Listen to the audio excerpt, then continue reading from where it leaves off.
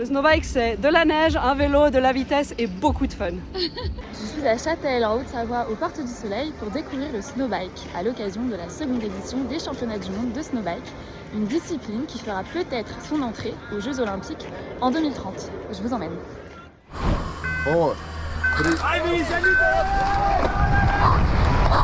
Donc le snowbike, c'est une discipline qui est inspirée du ski alpin, mais avec un vélo. Donc les formats qui sont ici à Châtel cette année sont le Super G, donc vraiment une discipline inspirée du ski alpin où les coureurs partent un par un et sont à la recherche du meilleur temps de la journée. La deuxième discipline, qui aura lieu en nocturne pour la première fois cette année, c'est un slalom parallèle. Donc les coureurs qui s'affrontent un contre un sur deux slaloms parallèles avec élimination directe jusqu'à ce qu'un des coureurs soit déclaré vainqueur.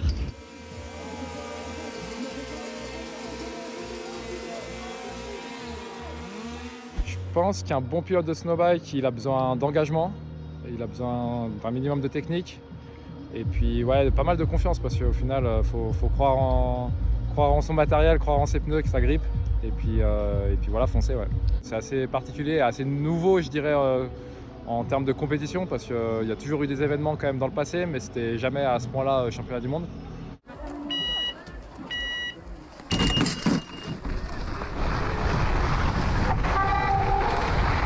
Alors, est-ce qu'il y a des clubs de snowbike? C'est une excellente question. On n'a pas le listing de tous les clubs, mais on voit ici qu'avec 11 nations présentes, on a quand même de l'intérêt à l'international. On a les grandes disciplines du cyclisme, mais aussi du ski alpin, quand on pense à la France, la Suisse, l'Autriche notamment.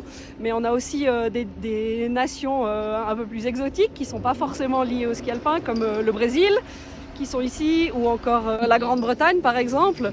Et c'est des athlètes qui viennent un peu du monde du vélo, donc certains sont vraiment dédiés au snowbike et font ça tout l'hiver, et d'autres sont plus des athlètes de la descente ou de l'enduro, mais qui ont montré qu'ils avaient aussi les capacités pour manier leur vélo sur la neige.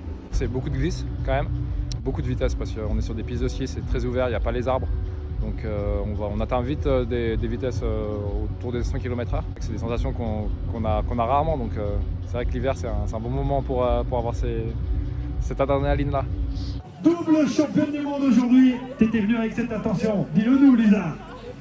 J'espérais autant, mais ouais, je pensais pas faire le doublé aujourd'hui. Et ouais, je suis très contente de ma performance. C'est pas des gros sauts, mais ça fait quand même peur quand on arrive avec la vitesse qu'on a. Okay. Mais sinon, c'est super cool à rouler. Et ça procure de bonnes sensations. On cherche tous cette sensation d'aller le plus vite, d'aller à la limite, c'est comme dans n'importe quel sport, je pense. La perte de contrôle, j'ai envie de dire, elle fait moins peur sur neige qu'en forêt. Parce que du coup, on a plus l'impression qu'on va simplement glisser et moins se faire mal. C'est de la neige, c'est quand même un peu mental dans la tête, tu sais que ça va moins cogner. Mais non, on y pense toujours, on est quand même prudent et puis voilà, on a quand même de l'expérience, donc on fonce pas à tête brûlée.